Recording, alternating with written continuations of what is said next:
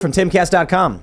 Kevin McCarthy says Congress will hold DA Bragg accountable. Get him. The DA is attempting to interfere in our democratic process by invoking federal law to bring politicized charges against President Trump. He cited politicized charges by the New York DA in a statement. Bragg's weaponization of the federal justice process will be held accountable by Congress. All right, well, I'm not going to hold my breath for Kevin McCarthy or anything like that, but maybe we'll see something. The problem is they don't have any authority to put anybody in jail. So we can expose all this stuff, but the DA, not the DA, the justice system, the DOJ, is not going to do anything with any of the findings. We see that all the time. All they have is subpoena power, and even when they have subpoena power, they will not enforce it. They will not say, oh, you were called, you didn't testify, or you lied. How many people do you see all the time testify in hearings that lie under oath to Congress, which is a jailable offense, and nothing happens to them? So there is no accountability when it comes to Congress other than a fact-finding missions, which everybody seems to politicize anyway. But I still think it needs to be done. But I really think all the Republican DAs in this country need to get their butts in gear, for sure. I agree 100%. The more that the Republicans and conservatives can use the government to attack their opponents, do it. Do it. It's on. It's already on. They already did it. Indictments, do it. Hearings, subpoenas, do it. All of it. Punish them. Punish them. Well, I think that's a bad way to think about it. Republicans for the longest time have been spineless and cowardly. We don't need to punish anybody. We need the law. We need them to be like, we're just going to do the bare minimum of law enforcement. Hunter Biden, bare minimum, special prosecutor. It's lawfare. Tie them up in hearings all the time. But it's not even. This is the problem. If the right's view of standard law enforcement is a special circumstance in which we get revenge, this is why Republicans never go after Democrats when they break the law. It's like, well, Barack Obama murdered a 16-year-old, but because I don't want revenge, we're going to let it slide. So this idea that we have to get revenge on them, I don't care about revenge. I just want justice one time. I want to see Barack Obama in handcuffs being brought into a criminal court for the murder of Abdul Rahman al-Awlaki. Instead, Donald Trump paid a hooker. And that's what the spectacle is. So they would have gotten him for jaywalking. Like that's where really I would be surprised where we are. If they had that. When you entered the courthouse, Mr. Former President, you jaywalked. I'm just saying, Republicans don't do anything. This is the time that they need to get on it. They need to get their butts in gear. But what's going to motivate them? Because they know that the voters are still going to vote for them, right? That's their incentive is, are they going to be reelected? There's no incentive for them to go harder than it is other than our country failing. But there's a handful, maybe 3 or 4 that we like that have a backbone like that. Cowards. There's so few conservatives that will do anything. They absolutely should do. I think that they should use every means that the law allows to go after their political opponents for every single violation. If they jaywalk, but think about what the logic of that statement is. We let them break the law. That's what it sounds like you're saying. No. I'm saying we're doing that in go Tennessee? after them for every violation of the law. The government, the right, but it's not punishment. It's not revenge. It's not justice or accountability. It's just the standard process of law enforcement that's been ignored by the Republicans. Absolutely, and they have ignored it. They've been ignoring it. Donald Trump himself ignored the law. He allowed. So what we should have his DOJ get him. It's like this. It's like when the Democrats say high-capacity magazine and they refer to anything above 10 rounds, despite the fact that rifles come with 30-round magazines as standard. When we say, we want revenge, we want punishment, we want, go after them on every infraction, it's the same thing. It's like, no. Here's how I'm going to phrase it. I would like the Republicans to do as little as possible. As little as possible. Little teeny bit. The least amount they can do. Because right now, they're doing nothing. Yeah, I would ask they only do a little bit. It's kind of like they're frozen. And then maybe after that. So one thing they can do, I guess, is how about in Colorado, we get any DA, any single one, because there's no statute of limitations on murder, or San Diego, where Abdul Rahman al-Awlaki also lived. And San Diego, you got any Republicans down there? There's no statute of limitations on murder. Indict Barack Obama. That would be great. Do it, you spineless cowards. Can we just start with let's just start with the lefty weirdos that are protesting all the time. Look at Tennessee. They've got a Republican governor. They've got Republican DAs, right? Bill Lee, he's the Republican governor of Tennessee. Start hunting down and prosecuting every person that trespassed in that Capitol, because that's what they did.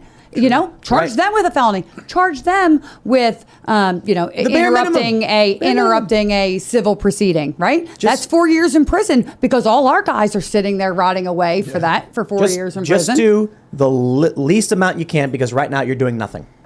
I understand what the argument you're making. Essentially, it's a narrative argument, right?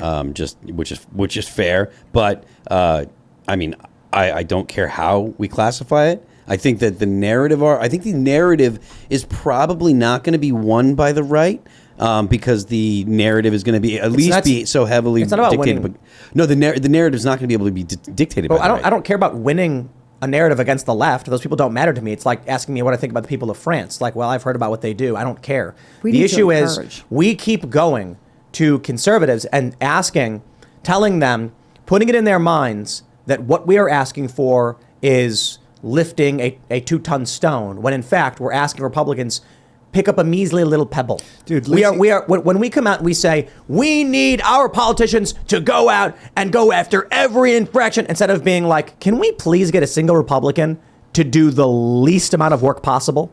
Yeah, I get what you're saying. It's the results that I'm after. It's the results of that least amount of work that I want, because the results are what's going to inhibit other political actors from behaving that way in the future. So yes, I get what you're saying about just doing the minimum. If people think that indicting Barack Obama is a tremendous undertaking of abnormality, that we must now change our action and go full force in, they won't expect it to happen. If we say the least a conservative DA in Colorado or San Diego could do is indict Obama for murder, that's the least they could do, then it's more like, okay, well, that they should be doing that tomorrow. If you want to talk about escalating, 34 charges and 136 years in prison, that's a whole other story. But right now, I believe Republicans and conservatives in this country have become such. It's funny because I love how they make fun of soy boys, how the right's always making fun of soy boys. Yet all the conservative has in terms of law enforcement and DAs are the soyest of soy boys. Listen to this. An Antifa soy boy made fun of by conservatives will firebomb a building and then risk going to prison for 30 years. And a conservative DA will be like, well, I can't charge anybody with a crime. I mean, I don't think the court works that way. And who's the real soy boy? They're less than soy boys. I mean, they're deranged people. When the left used to say like there's a big mental health crisis, we have a huge mental health crisis, and it's 9 times out of 10 all these deranged people on the left. Like, to be able to go and do that over some of the issues that they are going and doing and believing the narratives that they believe, they are absolutely deranged. I don't mentally ill. People scrolling on their phone all day are deranged. I don't understand this narrative of these people being soy boys when there's videos of them screaming at the top of their lungs and smashing windows, and I'm just like, yo, they are like psychotically aggressive. Some. And then, I had that little one pull my hair. Remember the Antifa in Philly when I was like filming? A soy boy pulled your hair. Yeah, like it was an Antifa soy boy. Now think pulled about my this.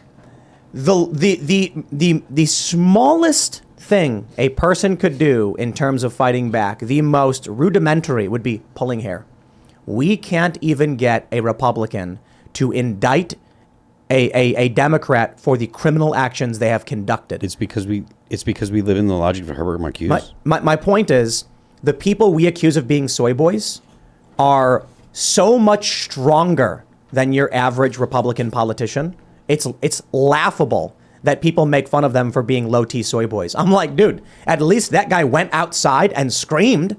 These conservative DAs are doing nothing. In fact, many of them are working with Democrats. You want to talk about low-T soy boys? Purposefully crawl under the legs of a Democrat so they can rest their feet. And then you complain the guy outside screaming and smashing windows is low-T? Sorry, I'm You're not playing it. You're absolutely right. They are working together too. And that's why like PA is the way that it is. It's like purple and all now. Our GOP is so corrupt in PA that the Republican nominees that are winning just little tiny races or whatever are getting called by the Democrat mayor congratulating them. They receive money. You should look into it. They receive money from Democrat donors, the Republicans in Philadelphia itself. It's baffling. It's really mind-boggling. But you're right. They're working together. It's not just the Republicans are like Democrat political, submissives. Yeah. I mean, it is.